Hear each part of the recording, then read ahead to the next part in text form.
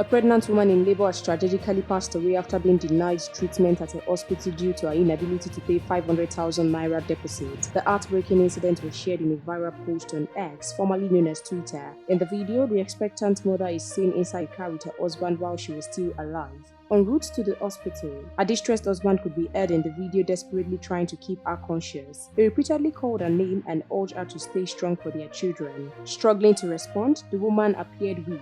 The caption of the video revealed that the couple had initially gone to a hospital, but the woman was refused treatment because she couldn't afford the 500,000 naira deposit. Oh my goodness, Kemi, look at me. Be strong, okay? Okay, Kemi, be strong, be very strong. Yeah? Look at me, look at yourself. Eh? Think about your kids, please. You need to be very strong for me.